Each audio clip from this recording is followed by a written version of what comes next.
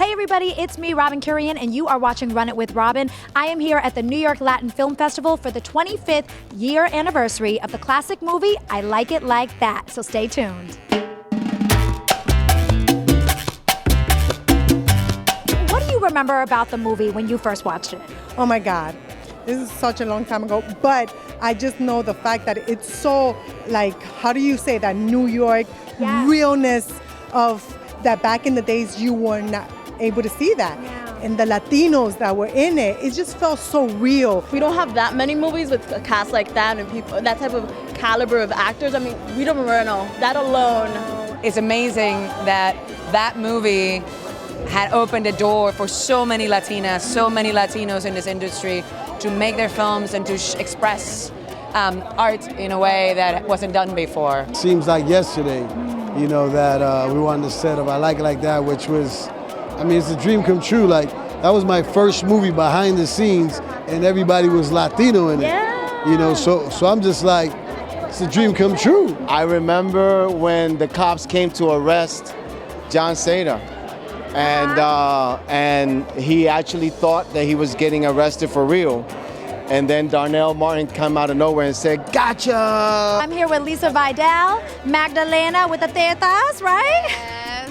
Yes? No, yes, with the tetas, yes. Lisa Vidal. So let me ask you. Jon Seda would always say that to me. I was like, okay, enough talking about the tetas. I know it's the 25th year anniversary, but I want to ask you, how does it feel being here to celebrate at the New York Latin Film Festival? It's amazing. Right? It is amazing. It's so exciting. I mean, everybody's so excited. I just, it always warms my heart at how people love this film and how important it is that, you know, it's involved in the New York Latino Film Festival. That it makes it that much more special. Are there any stories that you recall shooting the actual film? Like anything? It seemed like a hot summer day. It was insane. And I tell you what, it wasn't that easy because we did have a couple of people throwing bottles out the window because we were making too much noise shooting at night. It was crazy. But for the most part, everyone in the neighborhoods were very excited. The cast really came together like a family. We just really all got along, and hello, Rita Moreno was working with us. I shared a trailer with Rita Moreno. Oh my God. And we're still friends. I see her all the time in LA.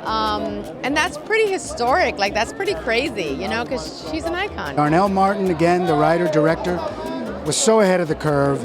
Women's empowerment, the Latino curve, brown empowerment, and this cast. I mean, Lauren Velez was just starting her career, Jon Seda, Lisa Vidal. You know, it was beautiful to be a part of it. And as an actor, it was just what I needed to do. Be there with that gente, that raza in the Bronx, and just the love that they gave to us. And so we gave it back, and I thought we really represented the Bronx family really well. What did you do to prep for this role? As an actor, I'd grown up in the scene, the dance scene, so you knew about the balls, you knew about the lifestyle, but getting into the other side of it, you know, dealing with the trauma and dealing with, you know, the possibility of getting an operation and the mindset of dealing with a Latino family that doesn't accept that. You know, Darnell Martin as a director was so beautiful and so inspirational, and she led me through that as an actor. Gino, I need a stereo. Where's my stereo at? Oh, right? Yeah. But they don't have those stereos no more. I should have kept mine. You should have. For all the Latinos out there that either haven't seen the film or didn't know about the film, this is something that, you know, just had so much heart to it. And it's something that so many can relate to. Give me a little inside scoop on what it was like shooting back then. What I remember was like where we shot the scenes in the street when Chino and Lauren had their little argument and stuff. The community that was there, they supported us so much, and they were great. I mean, you know, they would come out all the time to, you know, either want to be extras in the background or just, you know, cheer us on and stuff, and they welcomed us with open arms. I am here with Lisette. I'm so happy you're here. 25th anniversary. Lauren Velez, how does it feel? 25 years, I Like It Like That. This feels, look, I'm looking at some beautiful young faces, and I feel like this film really resonates with people and has sort of stood the test of time. Yeah. I know it was going to be emotional, but I'm overwhelmed by how much emotion I feel. It's beautiful. It's extraordinary. My mom is por ahí somewhere. I saw her My with brother, you. my sister. You know, this is like familia. You know, it's really beautiful. So I'm so happy. And I love, like you were saying, there's different faces, and this film was in 1994, but we got young people. I love the film. It's a classic New York City film, and I think people love it so much because we can relate to it. The struggle, living in New York, you know what I mean? It's hard. Having a man like Chino. This guy, hello. But there's so many things that this movie has, and they're all topical and relevant today. You know, everything from LGBTQ to women's empowerment to just understanding culture and tolerance. And there's just so many things that are important about this movie, and it's timely now, and it was ahead of its time back then, but still right on point. Yeah. I gotta ask you, can you tell me just like one quick story of what you remember shooting that film? I remember that I said to Darnell, is it okay to go out and like, what if I get sun? And she said, you can get as much sun as you want. And as an Afro-Latina, that's something you grow up with, this idea of like, no te pongas muy oscura, no te pongas prieta. That is something that was an incredible thing, not only to have somebody understand profoundly, but to make sure that was part of the film. The stuff with Rita, pelo malo, pelo bueno, all of those things that we've grown up with. It touched on so much stuff. It's amazing.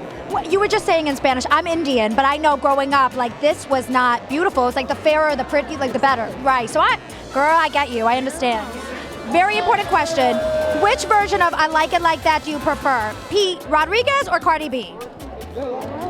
I mean, Pete Rodriguez was the original, but kudos to Cardi B for redoing it because she did a badass job. You know I'm going with Pete. Come on now. But Cardi B, hey, that's awesome that she did this and gave us a little. She remixed it. Yeah, because then people look it up and go, I like it like that. Oh, it's a movie? Tito Nieves. I'm saying. Man, you know, from the Blackout All-Stars to the Pete Rodriguez to the Cardi B, that just shows you that she knows the song. She knows the movie. So I like them all because I have to say I do like her version. But I'm an OG, so. The original, I mean, come on, you gotta keep it original too. Like that, oh, baby, I like it like that. I like it like that.